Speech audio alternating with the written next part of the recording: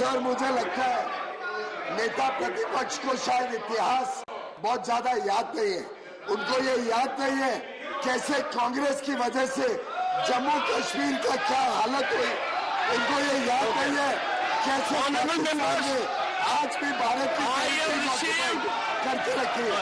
उनको ये याद नहीं है उन्हीं के समय चाइना ने 38,000 किलोमीटर भारत की जमीन हड़प ली थी। ये भूल रहे हैं कैसे इन्होंने बाबा साहेब अम्बेडकर का अपमान किया।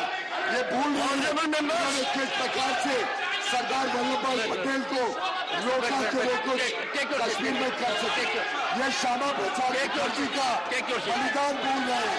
मुझे लगता है इन्होंने माफी मांगनी चाहिए और इनको कोई अधिकार नहीं है ऐसे बेबुनियाद Honorable members, I have received 6 notices. Honorable members, I have received.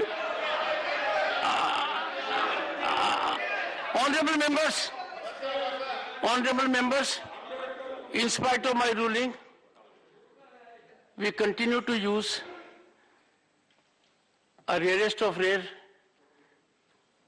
mechanism very frequently. Even today, I have 6 notices under Rule 267. In one of the notices, Professor Ram Gopal Yadav has done homework. It is good for the professor, but the professor has to get some guidance from the student. Professor has made reference diligently, but in the process has committed 2 big errors.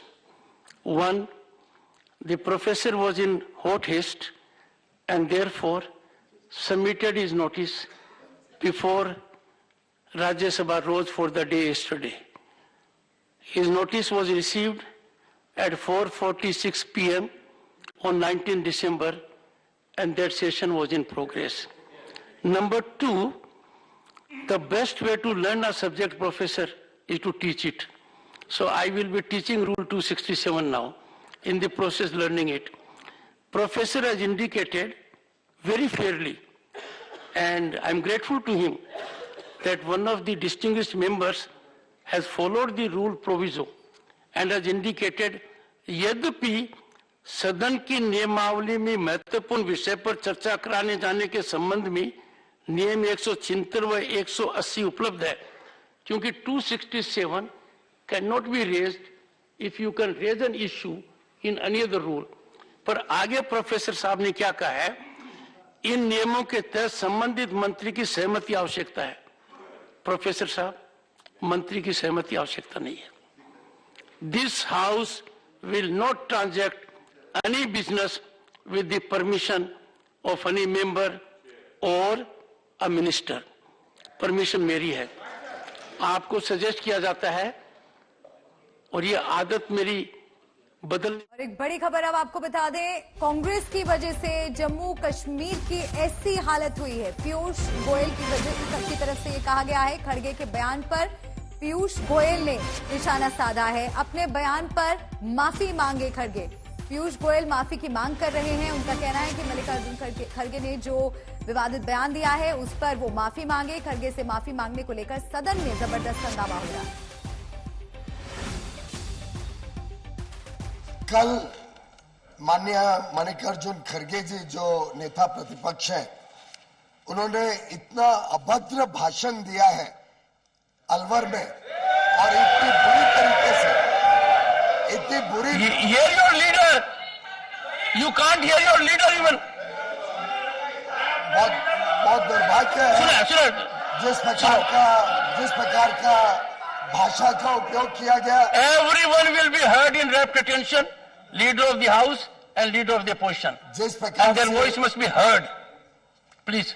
जिस प्रकार से खड़गे जी ने अभद्र भाषा का प्रयोग किया, जिस प्रकार से खड़गे जी ने पूरी तरीके से बेबुनियाद बातें रखी, असत्य को देश के सामने रखने की कोशिश की।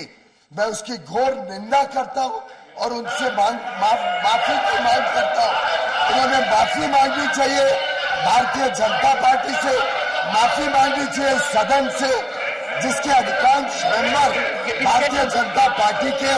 उन्होंने माफी मांगनी चाहिए भारतीय जनता पार्टी से और उन्होंने माफी मांगनी चाहिए इस देश की जनता से, जिन्होंने आज एब्सोल्यूट मेजॉरिटी की सरकार भाजपा के सदस्यों को चुन के बनाई है।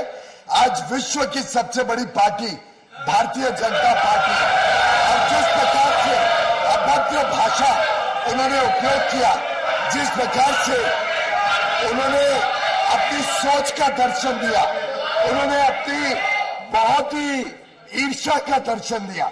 उनकी ईर्ष्या हो सकती है, उनको हमसे मतभेद हो सकती है, उनकी जेलसी होगी कि उनको तो मात्र 50 सीटें मिली, हमको 303 मिली। उनको ईर्ष्या और दुख हो सकता है कि उनकी पार्टी को कोई स्वीकार नहीं कर रहा, लेकिन इस प्रकार का अभद्र भाषण देना मैं समझता हूं सभी का अपमान है, इस सदन का भी अपमान है और देशवासियों का, देश के हर वोटर का अपमान है। उनका कंडक्ट, उनका बिहेवियर और उनकी लैंग्वेज, तीनों की मैं निंदा करता हूं, उनसे माफी मांगता हूं। मुझे याद आता है गांधी जी ने जो कहा था, आजादी के बाद गांधी जी ने कहा था कांग्रेस पार्टी को ही वाइंड अप कर देना चाहिए। खड़गे जी उसका जीता जागता प्रतीक है और दिखा रहे हैं देश को शायद गांधी जी ने सत्य कहा था। और ऐसे अध्यक्ष एक पार्टी के जिनको भाषण देना नहीं है, उन्होंने माफी मांगनी चाहिए और वो माफी नहीं मांगे तब तक उनको यहाँ पे रहने का कोई अधिकार नहीं। मांगो।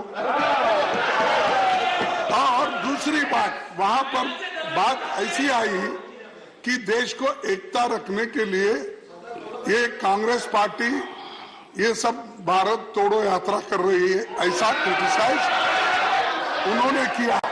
तब मैंने ये कहा भाई कांग्रेस पार्टी हमेशा देश को जोड़ने की बात करती है और इसके लिए एक मिनट सर, इसके लिए इंदिरा गांधी जी ने अपनी जान दी, राजीव गांधी जी ने अपना जान दिया।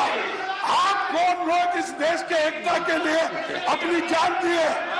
मैंने ये कहा सच नहीं है। क्या किए गांधी?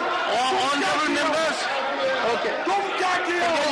उन्होंने तो अपनी जान दी, देश को बचाया, देश को एक रखा और ये बार बार बोलते हैं अनपढ़ क्या है?